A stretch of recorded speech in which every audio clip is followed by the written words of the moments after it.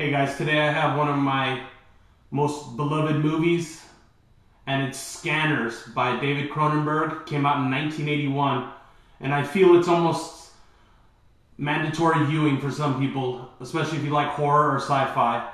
It's my favorite David Cronenberg film, and he's made quite a few good ones. The story revolves around these people born with an ability to, what they refer to in the movie as scanning. And what it is basically like a telepathy power, like a type of ESP where they take over the person's central nervous system and they can control their heart rate, make them do crazy things, whatever they want. And there's this evil corporation called Consec, and they basically want to weaponize the scanners. And then on the other side of the story, you have Daryl Revick, who's the most powerful scanner, and he is going against Consec. And he's recruiting his own scanners for his own cause, and basically anybody who doesn't join his cause, he's going to kill him. What Concept does is they go out and they recruit their own sort of like hidden scanner, and his name is Cameron Vale, and he becomes sort of like their secret weapon to fight against Daryl Revick. Alright, I know the story sounds a little complicated, and maybe I didn't describe it the best way, but this movie is way ahead of its time for 1981. There's several scenes with computers in it, and of course they're the big refrigerator type computers. But I mean, there's one scene, and it's a little bit of a spoiler, but the guy winds up communicating through a phone with a computer using his ESP powers. The doctor in the movie, played by Patrick McGowan of Prisoner fame, he describes it as the computer has a nervous system, you can control people's nervous systems, so you can control the computer. And I mean, that scene is so far ahead of its time for 1981. So what else is good about this movie?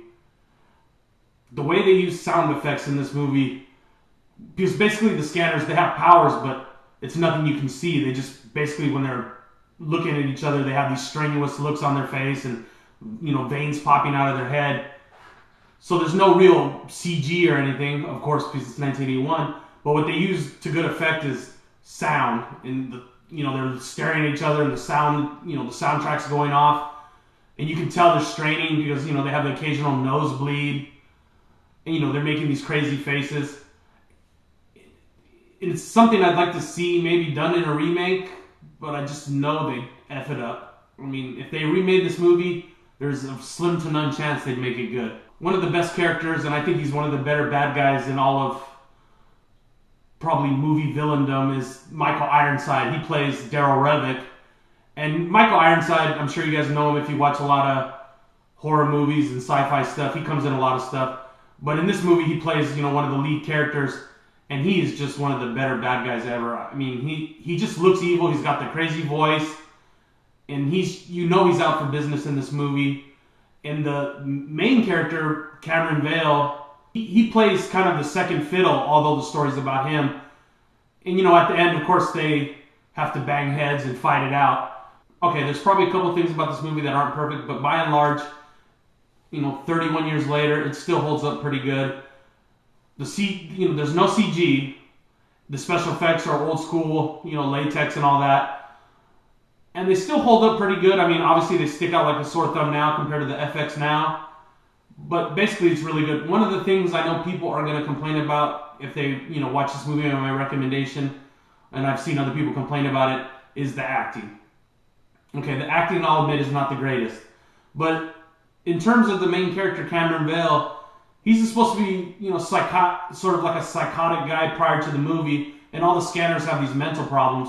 So the way his affect is in the movie comes off pretty good. I mean, he plays like this, yes, and it's bad acting, but it plays well for the movie because, he does seem like he's on some sort of, drugs or something that are sedating him. So this probably isn't some people's favorite David Cronenberg movie. He made, the Fly remake. He made The Brood. One of my other favorites, he made Videodrome with Deborah Harry and James Woods. He made History of Violence. He made Eastern Promises. I mean, he's had a whole, a great career.